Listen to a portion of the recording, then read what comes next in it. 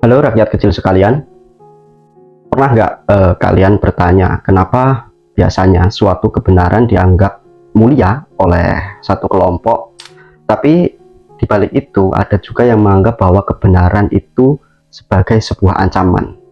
Ia bisa dipuja oleh kelompok yang lain jika itu menguntungkan dan seringkali disangkal sebuah kebenaran tersebut ketika ia mengancam.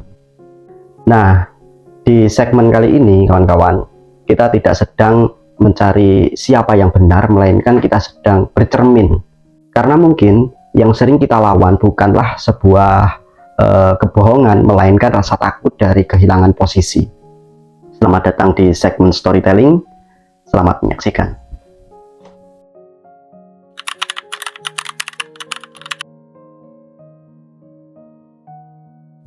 Ada kawan yang bertanya, apakah kebenaran itu selalu netral sih? Secara ideal sih kebenaran itu harusnya netral, dia tidak berpihak dan dia seharusnya tidak punya suatu kepentingan tertentu. Misalnya ya, 2 tambah 2 hasilnya adalah 4. Siapapun yang mengatakan, golongan manapun yang mengatakan, maka hasilnya tetap sama saja 4 gitu loh. Tetapi anehnya ketika kebenaran tersebut masuk ke ranah manusia, dia jarang sekali datang secara sendirian. Kebenaran selalu membawa sebuah konsekuensi tertentu. Itu disebabkan karena suatu kebenaran biasanya menggoyahkan jabatan, meruntuhkan reputasi, mengganggu iman, mengancam identitas, atau kebenaran itu juga bisa menggeser suatu kenyamanan.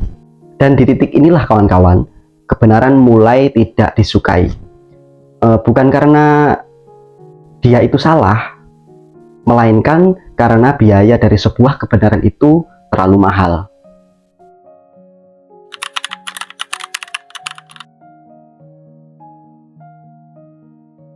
Kalau kita mau mencoba jujur pada diri kita sendiri, apakah kita menolak suatu fakta karena fakta tersebut keliru, atau karena ia membuat kita kehilangan posisi? Misalnya ya, posisi sebagai orang benar, posisi sebagai pihak mayoritas, posisi sebagai kelompok suci, mungkin posisi sebagai warga yang paling nasionalis, atau posisi sebagai orang yang paling bermoral. Nah, di sini kawan-kawan, kebenaran seringkali tidak menghancurkan kita secara fisik, tetapi ia menghancurkan narasi tentang diri kita.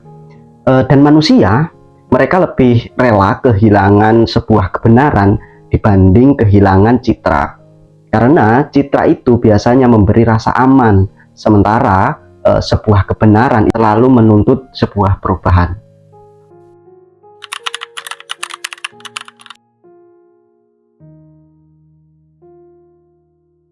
Nah, ketika saya berbicara bahwa sebuah kebenaran itu bisa menjadi sebuah ancaman, ada orang yang bertanya, memang ada ya kebenaran itu justru menjadi sebuah ancaman? Nah, disinilah letak paradoksnya kawan-kawan.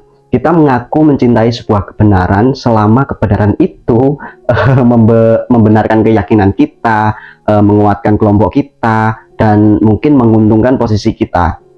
Namun, begitu sebuah kebenaran menyingkap kesalahan kita sendiri, ia langsung diberi label yang tidak sopan, mengganggu stabilitas, merusak persatuan, atau bahkan dicap sebagai berbahaya. Padahal yang berbahaya bukan kebenarannya, melainkan keengganan kita untuk berubah.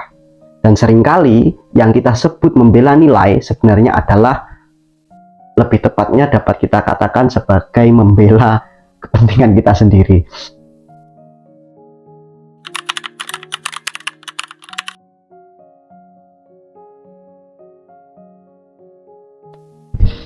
Saya sedang tidak berlebihan kawan-kawan.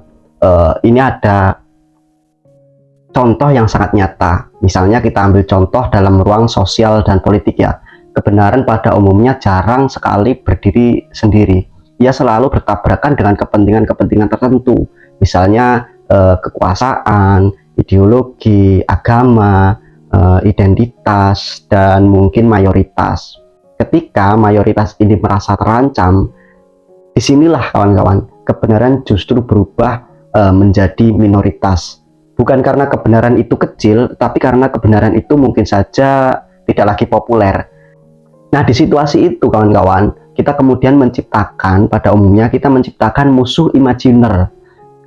Misalnya kritikus disebut pembenci, pertanyaan dianggap serangan, dan keraguan dianggap sebuah pengkhianatan. Padahal sejatinya pertanyaan adalah tanda sebagai akal sehat, dan keraguan seringkali adalah pintu menuju iman yang lebih dewasa. Jadi ada pepatah yang mengatakan, katakanlah walaupun itu pahit, itu memberi pesan kepada kita bahwa memang kebenaran itu selalu memberi implikasi yang sangat buruk bagi kelompok yang merasa terancam gitu loh kawan-kawan. Entah respon apa ya nanti setelah video ini tayang, saya tidak begitu peduli karena saya yakin memang saya harus mengatakan bahwa kebenaran itu seringkali dianggap sebagai ancaman meskipun kebenaran itu memang benar gitu.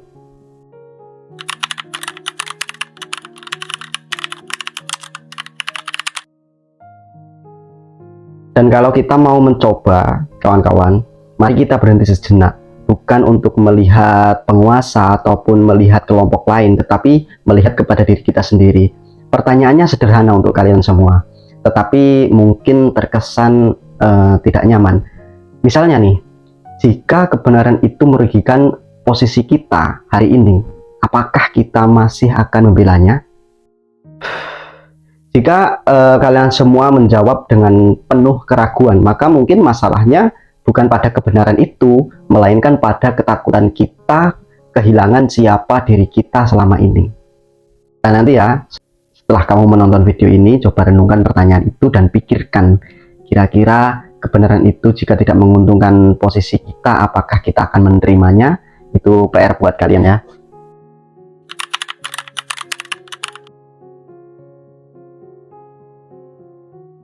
Yang perlu dicatat kawan-kawan, kebenaran tidak pernah meminta dibela. Ia sebenarnya hanya meminta untuk diakui. Yang selalu minta pembelaan kawan-kawan itu bukanlah kebenaran, melainkan ego, kepentingan, dan rasa aman yang palsu.